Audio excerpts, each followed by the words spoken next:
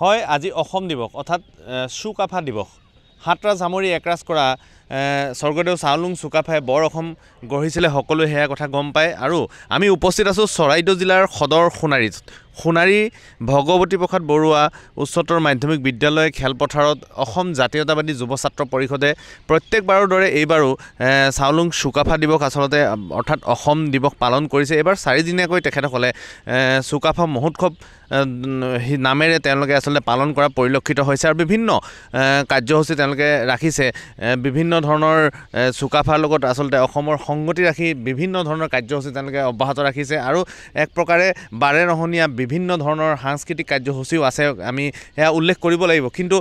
বৰ্তমান আমি অসম জাতীয়তাবাদী যুৱ ছাত্ৰ পৰিষদৰ সভাপতি পলাশ চাংমাইৰ সৈতে উপস্থিত আছোঁ তেখেতৰ পৰা জানিব বিচাৰিম কেনে ধৰণৰ কাৰ্যসূচী আছে কি আছে আৰু কি ক'ব বিচাৰিব আমি প্ৰতি বছৰে চুকাফা দিৱস অৰ্থাৎ অসম দিৱস কেন্দ্ৰীয়ভাৱে সোণাৰীত আয়োজন কৰি আহিছিলোঁ আৰু এই বছৰ আমি প্ৰথমবাৰৰ কাৰণে এই দিৱসক মহোৎসৱ হিচাপে অনুষ্ঠিত কৰিছোঁ ইতিমধ্যে 3 দিন অতি আড়ম্বৰপূৰ্ণভাৱে অনুষ্ঠিত হৈ গৈছে আজি শেষৰটো দিন আজি মুকলি সভা আৰু সাংস্কৃতিক সন্ধিয়া আছে আৰু বাৰে ৰহণীয়া সাংস্কৃতিক কৃষ্টি প্ৰদৰ্শন কৰিব বিভিন্ন জনগোষ্ঠীৰ জনজাতীয় দলসমূহে মুকলি সভাত ডক্টৰ সমুজ্জ্বল কুমাৰ ভট্টাচাৰ্য ডক্টৰ সাব্যসাচী মহন্ত তেখেতলোকে অংশগ্ৰহণ কৰিব আৰু অসমৰ অন্যান্য যিবিলাক জাতীয় জনগোষ্ঠীয় আমাৰ সংগঠনৰ নেতা আছে তেখেতলোকেও অংশগ্ৰহণ কৰিব আৰু এই মুকলি সভাতে আমি টাই কৃষ্টি সংস্কৃতিৰ গৱেষক ডক্টৰ পুষ্প গগৈক আমি এইবাৰৰ চুকাফা বঁটা প্ৰদান কৰিম এই বঁটাত নগদ 51,000 টকাৰ লগতে বঁটা মানপত্ৰ অন্যান্য বৰণেৰে তেওঁক সম্বৰ্ধিত কৰা হ'ব আৰু সন্ধিয়ালৈ অসমৰ জনপ্ৰিয় সংগীত শিল্পী জুবিন গাৰ্গে গীত পৰিৱেশন কৰিব সেইটো আমাৰ অনুষ্ঠান কিন্তু আমি চুকাফা দিৱস আজি চৰকাৰেও অনুষ্ঠিত কৰিছে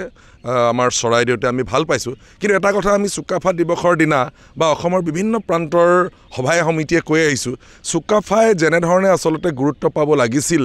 তেনেধৰণে কিন্তু আজিও গুৰুত্ব পোৱা নাই কাৰণ আমি প্ৰত্যেক বছৰে আমাৰ ইয়াত আহিও বহু জনপ্ৰতিনিধিয়ে প্ৰতিশ্ৰুতি প্ৰদান কৰি গৈছিল যে চুকাফা যি মৈদাম ক্ষেত্ৰ সেই মৈদাম ক্ষেত্ৰ আজিও অৱহেলিত অৱস্থাত আছে আমি বাৰম্বাৰ কৈ আহিছোঁ চৰাইদেউ এতিয়া বিশ্ব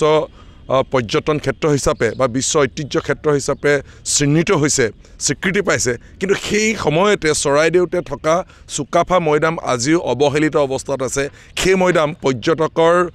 আকৰ্ষণীয় স্থলী হিচাপে আমিও গঢ়ি তুলিব পৰা নাই আজিৰ তাৰিখলৈকে সেই মৈদাম আজিও অৱহেলিত অৱস্থা আছে আনাই নালাগে বেদখলমুক্ত কৰিব পৰা নাই অতি দুৰ্ভাগ্যজনক কথা মই সেইকাৰণে চৰকাৰক আজিৰ এই চুকাফা দিৱসৰ পৰাই দাবী জনাব খুজিছোঁ আহ্বান জনাব খুজিছোঁ যে চুকাফাৰ অৱহেলিত মৈদামক অনতি বিলম্বে পৰ্যটনৰ ক্ষেত্ৰ হিচাপে গঢ়ি তোলাৰ ব্যৱস্থা কৰিব লাগে কাৰণ এই চুকাফাই প্ৰথমগৰাকী অসমীয়া যিগৰাকীয়ে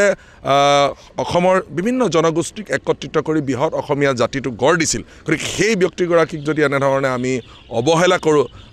আমাৰ দুখে চুব গতিকে মই চৰকাৰক অনতি বিলম্বে এই যাৱতীয় ব্যৱস্থাখিনি কৰিবৰ কাৰণে দাবী জনাইছোঁ হয় হে আছিলে পলাশ চাংমাই অসম জাতীয়তাবাদী যুৱ ছাত্ৰ পৰিষদৰ সভাপতি আৰু তেখেতে অনাদৃত অৱহেলিত হৈ থকা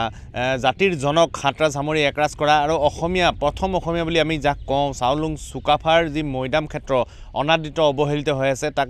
আচলতে গুৰুত্ব প্ৰদান কৰাৰ বাবে তেখেতে পোষকতা কৰিছে দাবী জনাইছে চৰকাৰ পক্ষক শাসক পক্ষক আৰু বিশ্ব ঐতিহ্য ক্ষেত্ৰ হিচাপে যিহেতু চিহ্নিত হৈছে চৰাইদেউ মৈদাম ক্ষেত্ৰ ডাঙৰীয়া স্বৰ্গদেউসকলৰ মৈদাম ক্ষেত্ৰ কিন্তু তাৰ মাজতে অনাদৃত অৱহেলিত আৰু একাষৰীয়া হৈ নিলগত